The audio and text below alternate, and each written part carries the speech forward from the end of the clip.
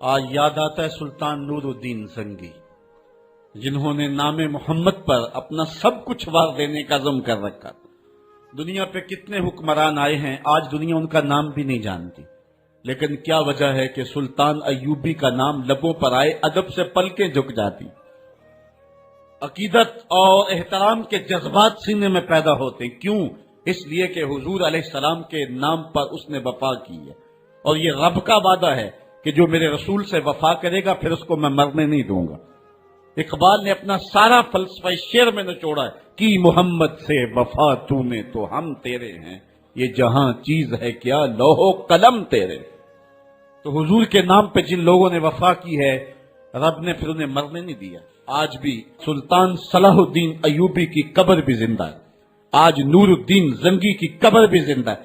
اچھا، یہ بات میں بتاؤں کہ حضور علیہ السلام کے گستاخوں کے ساتھ نپٹنا یہ ہر شخص کے بس کا روگ بھی نہیں ہے، یہ ڈیوٹی بھی رب کی طرف سے ہوتی ہے، اور رسول اللہ جس کو پسند کریں اس کی ہی یہ ڈیوٹی لگاتے ہیں، ورنہ کس کے سینے میں یہ آرزو نہیں مچلتی؟ جب راجپال نے توہین کی تھی تو کون نہیں چاہتا تھا کہ اس کی گردن کاٹوں، لیکن سعادت مندی نصیب ہوئی تو غازی علم الدین شہید کو نصیب ہوئے۔ علامہ اقبال علیہ رحمہ نے کہا تھا جنازے میں کیسی گلیں ہی کرتے رہ گئے، ترخانہ دا منڈا نمبر لے گیا۔ حضرت پیر جماعت علی شاہ رحمۃ اللہ تعالی علیہ نے کہا تھا غازی علم الدین کے جنازے پہ گردن جھکائے چل رہے تھے، آنکھوں میں آنسو تھے۔ 6 لاکھ لوگ حضرت غازی علم الدین کے جنازے میں شامل ہوا تھا۔ سید دیدار علی شاہ صاحب جب جنازہ پڑھانے کے لیے کھڑے ہوئے تو غش کھا کے گر پڑے۔ بعد میں جب اٹھے اور جنازہ پڑھایا تو کسی نے کہا حضرت آپ نے بڑے بڑے جنازے پڑھائے ہیں، کبھی یہ کیفیت آپ کی ہوئی نہیں ہے۔ فرمایا جنازے بڑے پڑھائے ہیں لیکن کبھی حضور کا دیدار نہیں ہوا ہے۔ آج پہلی بار یہ موقع ملا، ادھر جنازہ پڑھانے لگا، ادھر آمنہ کا لال بھی سامنے تھا۔ حضرت پیر امیر ملت علیہ رحمہ گردن جھکائے چل رہے تھے تو آپ نے کہا لوگوں میں نے بڑے بڑے بادشاہوں کی کہانیاں پڑھی ہیں، میرے دل میں کبھی یہ امنگ نہیں جاگی کہ فلاں بادشاہ میں ہوتا۔ جو فقیر ہوتا ہے وہ خود ہی شہنشاہ ہوتا ہے، اس لیے اس کے دل میں یہ آرزو کیوں پیدا ہو کہ وہ بادشاہ ہو، وہ خود ہی شہنشاہ ہوتا ہے۔ کہتے ہیں میں نے بڑے بڑے پہلوانوں کے تذکرے سنے ہیں، میرے دل میں یہ امنگ بھی نہیں جاگی کہ فلاں پہلوان میں ہوتا۔ اور پھر فرمانے لگے لوگوں میں نے بڑے بڑے ولیوں کے تذکرے سنے، میں نے کبھی یہ آرزو بھی سینے میں نہیں پائی کہ فلاں ولی میں ہوتا۔ لیکن آج غازی علم الدین کا جنازہ لوگوں کے کندھوں پہ جا رہا ہے، میرے دل میں آج یہ انگڑائیاں جذبات لے رہے ہیں، کاش آج اس چارپائی پہ جماعت علی شاہ ہوتا۔ یہ آرزو، یہ تمنا، یہ خواہش میرے دل میں انگڑائیاں لے رہے ہیں۔ یہ سعادت مندیاں ہیں، یہ خوش نصیب لوگوں کا مقصوم ہے، اور یہ مقدر والے لوگوں کو سعادت مندی نصیب ہوتی ہے۔ یہ یہودی یہ شروع سے پیغمبر حسن و جمال حضور علیہ السلام کی توہین و تنقیص کو شعار زندگی رکھتے ہیں۔ تو ایک زمانے میں انہوں نے سازش کی اور آقا کریم کے روضہ اطہر سے حضور کے جسد اطہر کو چرانے کی سازش کی، اور جس کی حفاظت میرا رب کرے کون اس محبوب کا بال بھی کر سکتا ہے۔ یہ جو کچھ ہو رہا ہے یہ ہمارا امتحان ہے، ورنہ جس کے سر پہ بارہ فانا لاکا ذکر کا تاج میرے رب نے رکھا ہے، بھلا اس کی شان کو کوئی گھٹا سکتا ہے؟ جدا ذکر خدا بلند کرے کیڑا جمعہ حسن و بند کرے، اس ذکر دا حافظ آپ خدا پڑھو لا الہ، خود اللہ حفاظت کرنے والا ہے ذکر کی۔ یہ تاج رب نے محبوب کے سر پہ رکھا ہوا ہے، اس لیے چاند کی طرف منہ کر کے تھوکنے سے چاند کی نوری کرنوں کو میلا نہیں کیا جا سکتا۔ تھوکنے والے کا اپنا منہ گندا ہوگا، لیکن چاند کل بھی روشن تھا، چاند آج بھی روشن رہے گا۔ مدینے والے چاند کی عظمتوں کو کوئی گہنا سکتا ہی نہیں ہے، کیونکہ جس کے سر پہ وارفانہ لکا ذکر کی چادر میرے رب نے تان دی ہے، اس کی عظمتوں کو کوئی گھٹا سکتا ہی نہیں ہے۔ یہ امتحان ہمارا ہے، یہ آزمائش ہماری ہے۔ اللہ اکبر۔ تو میں نے کہا کہ یہ سعادت مند لوگوں کا مقصوم ہوتا ہے۔ تو زمانے میں کچھ بد نصیب یہودیوں نے یہ سازش کی کہ حضور کے جسد اطہر کو روضہ انور سے نکال لیا جائے، اور پھر باقاعدہ انہوں نے 2 اشخاص کو وظائف پڑھا کر کے، داڑیاں رکھوا کر کے، جبہ و دستار پہنا کر کے مدینے میں بھیجا، صوفیاء کے، نیکوکاروں کے، علماء کے، زاہدین کے روپ میں، اور انہوں نے وہاں ایک جگہ کرائے پہ لے لی اور اپنی کارروائی کا آغاز کر دیا۔ وہ اپنے کمرے کے اندر سرنگ کھودتے اور روزانہ مٹی نکالتے اور رات کے اندھیرے میں بقی کے قبرستان میں قبروں کے اوپر مٹی ڈال کے آ جاتے اور سارا دن تسبیح لیے اللہ اللہ کرتے رہتے. لوگ کہتے کہ یہ تو بڑے صالح لوگ ہیں اور پھر لوگوں کو خیرات بھی کرتے. لیکن کاروائیاں اور انداز یہ تھا، لباس خضر میں رہزنی کر رہے تھے اور یہ ڈاکو اور یہ رہزن لٹیرے ایک بہت خطرناک مہم پہ آئے ہوئے تھے. جب وہ بالکل قریب پہنچ گئے اور ایک روایت میں آتا ہے کہ حضرت عمر کے پاؤں کا انگوٹھا بھی ننگا ہو گیا. حضور علیہ السلام سلطان نور الدین زنگی کو خواب میں ملے اور ان کی شکلیں دکھائی کہ یہ دو موذی مجھ کو تکلیف دے رہے ہیں. تو سلطان فوراً اٹھا اور کہا مدینے میں کوئی غیر معمولی واقعہ ظہور پذیر ہوا ہے، اور اس نے جلدی سے کچھ سواروں کو اپنے ساتھ لیا اور کچھ خزانہ ساتھ لیا اور فوجوں کو حکم دیا کہ وہ تیار ہو کر کے جلدی میرے پیچھے آئیں. مدینے میں پہنچ کر کے اس نے دعوت عام کر دی اور لوگوں کو کہا کہ آؤ میرے دسترخوان نعمت سے کھاؤ، اور لوگوں کو خیرات کرنے لگا. سارا مدینہ اس کے پاس آیا، لیکن جو شکلیں اس نے دیکھی تھی اس کو وہ نظر نہ آئی. وہ بار بار پوچھتا تھا کوئی رہ تو نہیں گیا. لوگوں نے کہا کہ نہیں، سارے جو ہیں وہ آپ سے خیرات لے گئے ہیں. ہاں، دو شخص ایسے ہیں کہ جو بہت بڑے سخی ہیں، ان کو تو ضرورت ہی نہیں آپ کی دہلیز پہ آنے کی. بادشاہ نے کہا مجھے دکھاؤ وہ کون ہے. بادشاہ کو شک گزرا یہ وہی تھے. جب سامنے آئے تو بادشاہ نے فوراً پہچان لیا. کہا کہ میں تمہارے ڈیرے پہ جہاں تم رہتے ہو وہاں جانا چاہتا ہوں. بادشاہ تفتیش کرنا چاہتا تھا. جب دیکھا تو تسبیحیں لٹکی ہیں، مسلح بچھے ہوئے، قالین بچھے ہوئے ہیں. تو بادشاہ مسلح اٹھایا، قالین اٹھایا تو نیچے پھٹا تھا. جب پھٹا اٹھایا تو نیچے سرنگ تھی. پھر بادشاہ نے ان کو جانوروں کے پیچھے بندھوا کر کے چروا دیا. اور میں نے تاریخ میں پڑھا سلطان نور الدین زنگی مدینے کی گلیوں میں پھر اس کے بعد روتا پھرتا تھا اور اس کی آنکھوں میں آنسو تھے اور کہتا تھا یا رسول اللہ تمہاری مہربانی کہ یہ ڈیوٹی میرے ذمہ لگائی ہے، ورنہ کائنات بھری پڑی تھی. یہ سعادت مندی میرا مقدر کہ اس نوکری کے لیے مجھے منتخب کیا ہے. اور پھر اس نے روضہ رسول کے ارد گرد جو ہے جہاں تک پانی آتا ہے وہاں تک جو ہے اس نے جو ہے زمین کھدوائی اور سیسا پگھلا کے اس کے اندر ڈال دیا کہ دوبارہ قیامت تک کوئی موذی اس کی جرأت نہ کر سکے. تو روضہ رسول کے ارد گرد وہ سیسا پلائی ہوئی دیوار ہے جس کو کھودا نہیں جا سکتا. یہ سلطان نور الدین زنگی کی زندگی کا یہ انوکھا باب ہے. آئیے اب سلطان صلاح الدین ایوبی کی کہانی بھی سنتے. اسلام کا مجاہد اعظم، یہ حلال اور صلیب کی جنگوں کا ہیرو، اور جس پہ امت اسلامیہ کو آج بھی ناز ہے اور آج صدیاں گزرنے کے بعد یہ سینوں میں دل کی طرح دھڑکتا ہے. سلطان ایوبی کا نام آج بھی دلوں پہ نقش ہے اور اس کا نام سن کے مردہ جانوں کے اندر بھی زندگی کی حرارت پیدا ہو جاتی ہے. اس کے زمانے میں ریجینالڈ بدبخت ایک انگلستان کے شہزادے نے حاجیوں کے قافلے کو روک لیا اور ان کا سامان لوٹ لیا. انہوں نے کہا ہم حج پہ جا رہے ہیں، تو نے ہمارا سامان لوٹ لیا، ہمیں جانے دے. تو اس نے دریدہ دہنی کرتے ہوئے کہا بلاؤ اپنے نبی محمد کو جو تمہاری جان چھڑائے. بس سلطان صلاح الدین ایوبی تک یہ بات پہنچی تو میں نے تاریخ میں پڑھا کہ وہ دانت پیستا تھا، اس کی آنکھوں میں خون اتر آیا اور اس میں کھڑے کھڑے قسم کھائی کہ جب تک اس ظالم کو کیفر کردار تک نہیں پہنچاؤں گا چین کی نیند نہیں سوؤں گا. پھر پونے 2 سال کا عرصہ آپ سلطان صلاح الدین ایوبی کی زندگی دیکھ کے جنگی مہموں کو ترتیب دیتا رہا. دن رات اس نے ایک کر دی، نیند قریب نہ آنے دی. جب نیند بہت زیادہ تنگ کر دی تو پھر وہ خیمے کی چوب کے ساتھ ٹیک لگا کے کھڑے ہو کر کے اپنی آنکھوں کی آگ بجھا لیتا. اور پونے 2 سال کا عرصہ اس نے چارپائی پہ لیٹ کے نہیں دیکھا. پھر وہ لمحے آئے کہ اللہ نے اس کی مراد پوری کی. انگلستان کے شہزادے لائن میں کھڑے تھے، اس نے شاہ گاما کو اپنی کرسی دی اور ساتھ کہا ہم جس کو کرسی دیتے اسے امان دیتے ہیں. پھر اس نے اس کے جو نائٹس تھے ان کو آب خورے دیے، ان میں پانی دیا، کہا جس کو ہم پانی دیتے ہیں اس کو امان دیتے ہیں. پھر جب ریجینالڈ کی باری آئی تو بادشاہ کی رگیں پھول گئی غصے سے. اس نے تلوار نیام سے باہر نکالی اور اس کی چھاتی پہ چڑھ کے اس کی گردن پہ تلوار رکھ کے اس کے ٹکڑے کرتے ہوئے کہا او کتے، تم نے کہا تھا بلاؤ اپنے نبی محمد کو، محمد عربی نے اپنا نوکر بھیج دیا ہے. اور اس طرح اس ریجینالڈ کتے کے 2 ٹکڑے کر کے رکھ دیے. یہ ہماری تاریخ ہے اور روشن تاریخ ہے. ہمارے اسلاف، ہمارے بزرگ اس دور کے شہنشاہ، اس دور کے بادشاہ اتنی جرأت اور اتنی عظیمت رکھا کرتے تھے. اور آج ہماری کمزوریاں نے دشمنوں کو دلیر کر دیے. کبھی ایسا بھی اندھیر آیا تھا کہ سرے عام یوں توہین اور تنقیص ہوتی ہو پیغمبر حسن اور پیغمبر جمال کی، اور پھر 1.40 کروڑ انسان دنیا کے اوپر بستے ہوں. یہ بھی زمانے نے دن دیکھنے تھے. تو امت مسلمہ کی موت واقع ہو جائے اگر حضور علیہ السلام کی توہین باقی رہتی ہے. اس لیے امت کو پوری قوت کے ساتھ کھڑا ہونا ہے اور اپنے نبی علیہ السلام کی توہین کا بدلہ لینا ہے.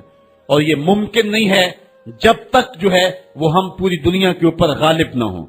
اللہ تعالیٰ امت کو وہ دن نصیب فرمائے کہ امت کا غلبہ اللہ تعالیٰ نصیب فرمائے. اس وقت ہمارا المیہ یہ ہے کہ ہمارے پاس عالمی لیڈر کوئی نہیں ہے. عوام کے جذبے یقیناً دیکھنے کے.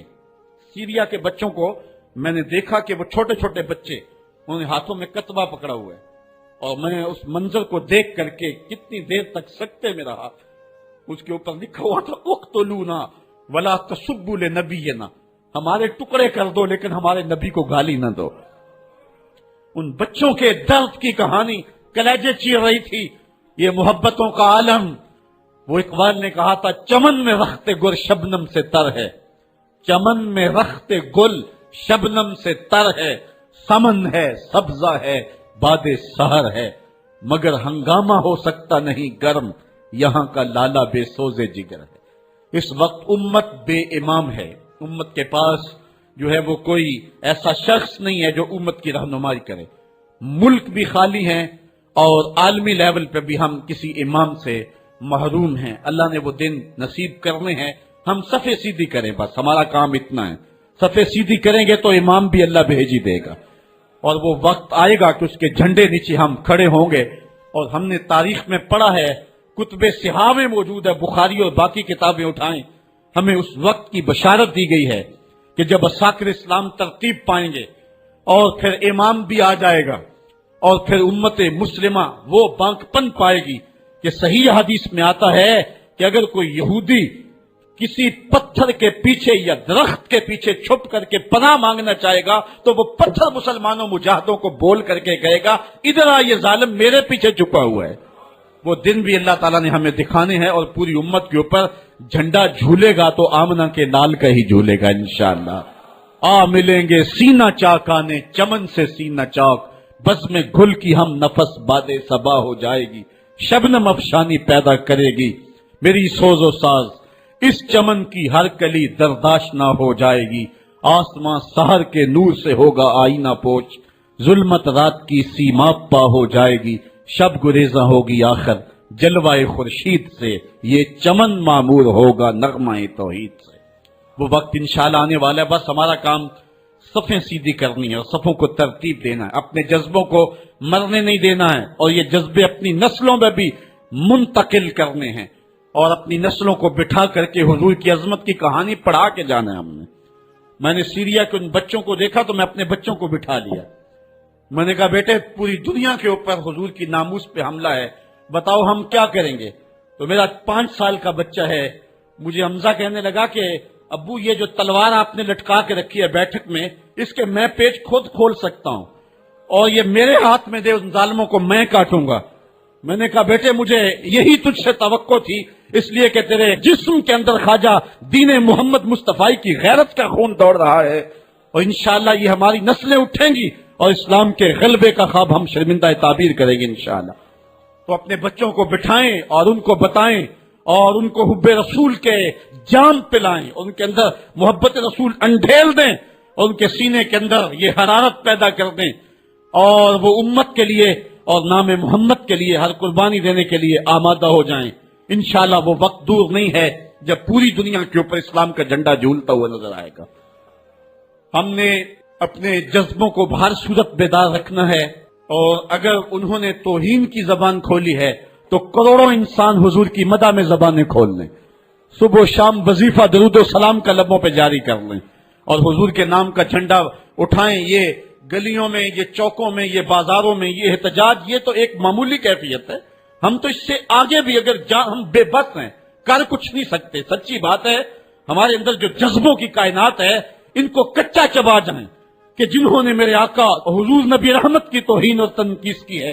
اس لیے جو ہم سے بن پڑا، جو ہم سے ہو سکا ہم نے وہ ضرور کرنا ہے۔ وہ کیا کہا تھا سودا نے کہ مجنو لیلا سے بازی نہ لے سکا پر سر تو دے سکا، کس منہ سے کرتے ہو دعویٰ عشق سودا، تم سے تو یہ بھی نہ ہو سکا۔ ہم نے دیکھنا ہے کہ ہم کیا کرتے ہیں، اس حوالے سے ہمارے جذبات کیا ہیں۔ مجھے یاد آئی آج عمارہ، سارا دن آج عمارہ کی کہانیاں میرے ذہن میں گردش کرتی رہی۔ عمارہ غزوہ احد کی نامور مجاہدہ ہیں کہ جب بھگدڑ مچی اور کچھ تو خون ہونے لگا اور عجیب کیفیت بن گئی، تو اس وقت حضرت عمارہ خاتون ہیں جو اس جنگ میں ساتھ آئی تھی، کس کام کے لیے آئی تھی کہ کوئی زخمیوں کی مرہم پٹی کروں گی، لیکن جب دیکھا کہ حضور تنہا ہیں اور تیروں کی برسات ہو رہی ہے، عمارہ تلوار لے کے میدان میں آ گئی، اور حضور نبی رحمت نے فرمایا کہ میں جدھر دیکھتا تھا مجھے عمارہ ہی نظر آتی تھی۔ اگر ادھر سے حملہ ہوتا آگے عمارہ کھڑی ہوتی، اگر ادھر سے حملہ ہوتا تو عمارہ کھڑی ہوتی۔ میں کہتا عمارہ تیرے نام پہ میری نسلیں قربان، جس نے محمد عربی کی آبرو کا پہرا دیا۔ اللہ اکبر۔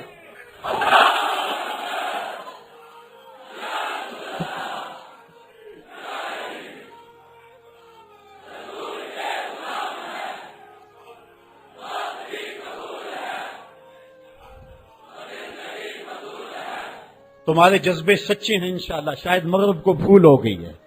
یہاں ایک ایک بچہ غازی علم الدین ہے، ایک ایک بچہ عامر چیمہ ہے۔ یہ سعادت مندیوں کا سفر ہے، یہ مغرب کو بھول ہو گئی ہے۔ اس نے کس قوم کو چھیڑا ہے؟ ان کی غیرت مری ہوئی نہیں ہے، انہوں نے کچوکے دیے، زخم دیے، امت کو معاشی بحران میں مبتلا کر دیا۔ روز پٹرول کے بم ہمارے اوپر گرتے ہیں، لیکن ہم کبھی میدان میں نہیں آئے۔ لیکن سارے معاملات کے اندر ہم کمپرومائز کر سکتے ہیں، کمزوری بھی دکھا سکتے ہیں۔ اگر اس عنوان سے ہم کمزوری دکھائیں، ہمارا بچتا ہی کچھ نہیں ہے، ہمارا سب کچھ نام محمد ہے۔ ہم نے ہر دور میں تقدیس رسالت کے لیے وقت کی تیز ہواؤں سے بغاوت کی ہے، چھوڑ کے سلسلہ رسم سیاست کا فسوں، بس ایک نام محمد سے محبت کی ہے۔ ہم نے عہد غلامی کرنا ہے حضور علیہ السلام کے نام سے، اور انشاءاللہ یہ ہماری سعادت مندی ہے۔ ورنہ ہم نے وہ زمانہ بھی دیکھا ہے جس زمانے میں کوئی ایسا متنفس نظر نہیں آتا تھا جو حضور کے نام کا جھنڈا اٹھائے۔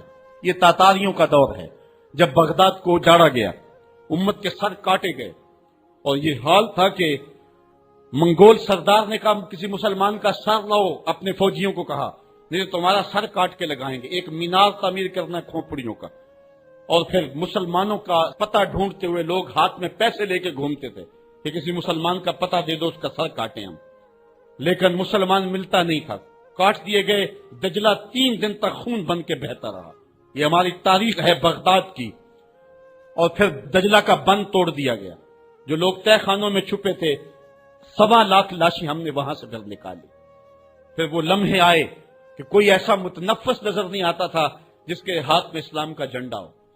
تو ایک منگول سردار عیسائی ہو گیا، اس نے ایک عیسائی پادری کو بلایا اور کہا کہ اپنے مذہب کی تبلیغ کر تاکہ کچھ لوگ اور بھی ہمارے ہم نوا ہو جائیں۔ اس نے قسم پرسی کے سالم میں کہ اب کوئی شخص نہیں ہے جو اسلام کا نام لیوا ہو، تو اپنے خب سے باطنی کا اظہار کر دیا اور پیغمبر حسن و جمال حضور نبی رحمت کی توہین و تنقیص کا آغاز کیا۔ ابن حجر نے لکھا ہے کہ ایک کتا تھا جو خیمے کی چوب کے ساتھ بندھا ہوا تھا، جب اس نے توہین کا آغاز کیا تو اس نے بھونکنا شروع کر دیا۔ لوگوں نے کہا کہ یہ کتا تیری اس توہین کی وجہ سے بھونک رہا ہے۔ اس نے کہا نہیں ایسی کوئی بات نہیں، یہ کتا نسلی کتا ہے۔ واقعی وہ نسلی تھا، اور میرا ہاتھ کا اشارہ پا کے غیرت میں آ گیا ہے، کوئی ایسی بات نہیں ہے۔ اس نے پھر توہین کا آغاز کر دیا۔ ابن حجر نے لکھا ہے کہ اس کتے نے زنجیر تڑوا کر کے اس پادری کے گلے میں جا کے دانت گاڑ دیے اور چھوڑا تب جب اس کو واصل جہنم کر دیا۔ اس منظر کو دیکھ کے 70,000 اس فوج کے سپاہی اسلام کے دامن میں آ گئے۔ اقبال نے اسی موقع پہ کہا تھا تو نہ مٹ جائے گا ایران کے مٹ جانے سے، نشائے میں کو غرض نہیں پیمانے سے، ہے عیاں یورش تاتار کے افسانے سے، پاسباں کعبے کو مل گئے صنم خانے سے۔ اللہ اپنے نبی کی آبرو کی یوں بھی حفاظت کرنا جانتا ہے۔ کون جانتا تھا کہ عامر چیمہ یہ کام سر انجام دے گا؟ وہ تو ٹیکسٹائل کی ڈگری لینے گیا تھا، لیکن غلامی رسول کی سند لے کے پلٹا۔ میں نے غازی کے جنازے میں شرکت کی ہے، آپ نیٹ پہ جائیں اور وہاں اس کے جنازے کی تصویر دیکھیں، یا کہیں تصویر آپ کو میسر ہو۔ جنازہ لوگوں کی انگلیوں پہ ہے، بھاری تابوت اور اس کے اندر اس کا جسد اطہر، لیکن ہاتھوں پہ نہیں ہے، آپ کو انگلیوں کے پوروں پہ نظر آئے گا۔ اور ایسے مناظر بھی دیکھنے والوں نے دیکھے کہ رش کی وجہ سے لوگ نیچے سے ہٹ بھی جاتے اور وہ پھر بھی ہواؤں میں تیرتا رہتا۔ آپ جا کے دیکھ لیں، میں کوئی ہوا میں بات نہیں کر رہا، بالکل انگلیوں کے پورے پہ میں خود شامل تھا، اور میری سمجھ میں اس وقت بات نہیں آتی تھی کہ یہ کیا ماجرا ہے، اتنا بھاری صندوق اور انگلیوں کے پوروں پہ۔ پھر ایک دن حضرت سعد بن معاذ کی کہانیاں پڑھ رہا تھا کہ ان کا جنازہ بڑا ہلکا تھا، تو پوچھا گیا تو فرمایا کہ سعد کے جنازے کو صرف انسان ہی جو ہے وہ کندھا نہیں دے رہے، فرشتے بھی کندھا دے رہے ہیں۔ غازی کا جنازہ ایسے ہوا میں تیرتا تھا جس طرح پانی پہ کشتی تیرتی ہے۔ میں نے خود غازی کی قبر کی پینتی پہ ایک سید زادے کو روتے دیکھا، اور وہ کیا رہا تھا، ربا میں تینوں یہ نہیں کہندا مینوں آمر چیما بنا دے، میں کہنا دے قدماں دی مٹی ہی بنا دے۔ یہ سعادت مندی کی موت ہے، یہ خوش نصیب لوگوں کی زندگی ہے، اور مسلمان اس کو اعزاز سمجھتا ہے۔ اس پورے حال میں کوئی ایک شخص بھی نہیں ہوگا کہ جس کے دل میں یہ آرزو نہ ہو کہ میں حضور کے نام پہ قربان ہو جاؤں۔ ایک ایک شخص کے سینے کے اندر، میں سمجھتا ہوں میرا ہی سینہ، لیکن نہیں، ہر شخص کا سینہ یہی ہے، اور ہر شخص کے اندر کے جذبات یہ یار یہ دھڑا کیا ہے زندگی میں حضور کے بغیر، سب کچھ حضور ہی ہیں، اور ہماری زندگی کا سب سے قیمتی اثاثہ حضور کی ذات ستودہ صفات ہے۔ آپ کو جمعۃ المبارک کو جو کال دی گئی اس میں بھرپور شامل ہوں، جہاں جہاں سے آئے ہیں وہاں جو جلوس ہو بھرپور شامل ہو، لوگوں کو ترغیب دیں، اور اس کو جو ہے وہ بہت بڑے سائز کے اندر جلوسوں کو منعقد کرے تاکہ مغرب کو پیغام جائے کہ یہ تھکے ہوئے، ماندے ہوئے، ہارے ہوئے، یہ جو ہے وہ معاشی بحرانوں کے پسے ہوئے لوگ جب بھی اپنے من کا سودا کرتے ہیں تو بازار مصطفیٰ میں ہی کرتے ہیں، ان کو پیغام جائے، اور ہماری نسلوں کے اندر بھی یہ جذبے جاگے، اپنے بچوں کو بھی انگلیوں سے لا کر کے جو ہے وہ ان جلوسوں کے اندر لے کر کے آئیں، اور اس سعادت مندی کے سفر کے اندر ان کو بھی شامل رکھیں تاکہ ان کے اندر بھی یہ جذبے بیدار ہوں۔